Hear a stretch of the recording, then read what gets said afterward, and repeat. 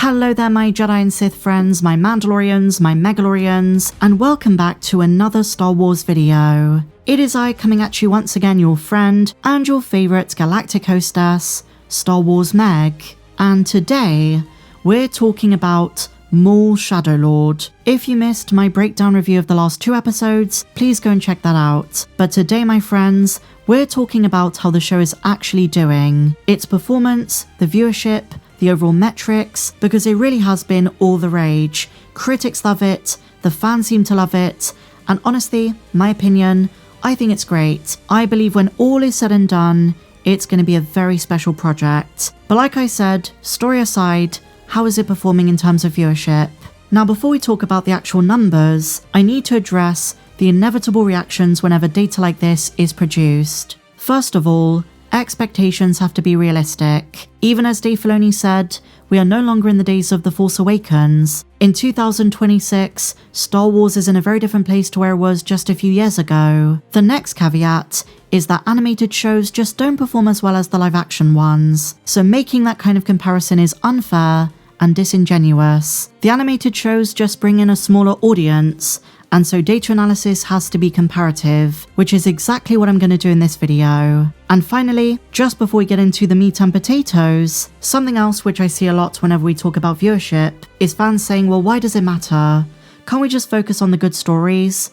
Well, if you want more of them, it absolutely matters, especially to Lucasfilm and Disney. Metrics are indispensable. And so now we come on to the data for Maul Shadow Lord. StarWars.com has posted an article very similar to the one they posted for Ahsoka and the Acolytes, celebrating the first week of viewership. They say this: Maul Shadow Lord hits 4.1 million views globally after 7 days streaming on Disney+. Now, immediately, the response has been, this is amazing. Huge win for Star Wars. Star Wars is back. You know, this is a great sign for things to come, and I hope those people are right. However, despite 4.1 million sounding very impressive on the surface, Disney Plus is notorious for not being too upfront with the way they get their data, and they often spin the numbers to make them sound favorable, but sometimes what looks like a win isn't actually a big deal. But in this case, your girl Star Wars Meg did her research, and like I said earlier, I only use comparable data, so I looked at the Bad Batch and the Clone Wars, just to get a good ballpark. So the way we're going to do it is look at the way that 4.1 million compares to some of the other shows. But first, a good friend of the channel, Bespin Bulletin, has actually debunked the number. They say it's worth pointing out, views do not represent unique viewers. Disney and other streaming services use a different method of calculating views. For Disney, a view is the total runtime spent watching a series or movie, divided by its runtime. So again, it could be argued they're just trying to spin this into a narrative win, and they're not being entirely transparent in what they count as a view. According to Bespin, the method assumes that every time a person watches a new series, that they will complete the episode every time. This in turn inflates the unique view number. And they also note they don't distinguish unique views from repeat watches, so if someone rewatches the episode, it counts for 2. So do keep this in mind, but for the sake of this video, we're just going to take what Lucasfilm gave us, because at the moment we don't have any better metrics. So the first thing to note, according to StarWars.com, the 4.1 million views is globally, so not just for the US, and it takes into account just the first episode. So this doesn't account for both episodes, the 2-episode premiere, which makes the number even more impressive. I think the word globally does skew things a bit, because with data for the Clone Wars and the Bad Batch, it mostly just takes into account the US. So with the number for Maul Shadow Lord, we don't know what percentage is US, Canada, UK, France, Japan. There is no intricate breakdown. But on the surface, with no consideration for any specifics, 4.1 million is very similar to the 3.9 million viewers who tuned in to the Clone Wars Season 1 premiere. And at the time in 2008, that was record-breaking. And it's just the number for the United States, recorded by Cartoon Network. So globally, it's estimated to be closer to 6 to 8 million, whereas Maul Shadow Lord got 4.1 million. Still very, very impressive. But let's compare it to more recent years.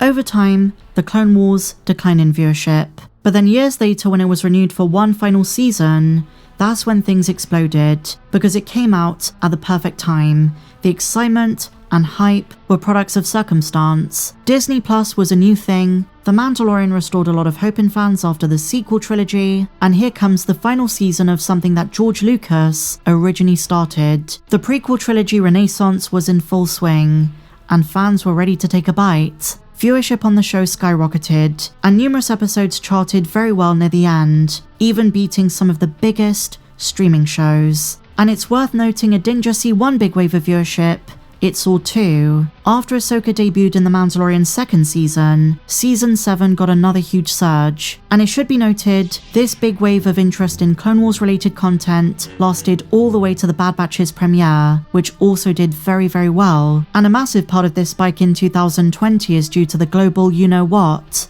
More people were at home, glued to their screens, consuming everything that came out, and like I said, it was just a different time. But both the Clone Wars and the Bad Batch ranked on the Nielsen charts. Nielsen data runs 4 weeks behind, so we're gonna have to wait for the Maul numbers. But in some other important charts, the first 2 episodes did not rank. And you know, my friends, I've given you a lot of caveats in this video, but it is worth pointing out a very good sign for the show. Maul Shadow Lord's opening episode, despite being shorter, compared to the Bad Batch's very long opening episode, has some pretty impressive minutes watched.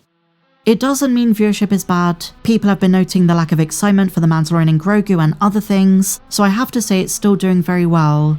Better than I think Lucasfilm expected, and actually better than most animated Star Wars shows. Higher than the lull in viewership for a lot of the Clone Wars and the Bad Batch's 3rd season. So I do think Lucasfilm should be happy about this. Again, they have the data, they have the individual metrics, so only they know for specific countries. But globally, after 7 days, the first episode got 4.1 million. I think they should have told us the viewership for both episodes. It's probably much higher than this. But in the article on StarWars.com, Dave Filoni reacted, and he said this: "I'm very proud of our team, as they continue to challenge themselves and raise the bar on our animated shows. They've done a fantastic job delivering something new and exciting with this series, and we're all really happy that fans are enjoying it. And we already know it's been renewed for a season 2, so hopefully as the season goes on, word of mouth continues to spread, but I think with the animated shows, they have a core audience, and those who are already watching it are engaged, they're already invested. And according to a new leak, there is something massive in the final 2 episodes. This comes from a notable Marvel leaker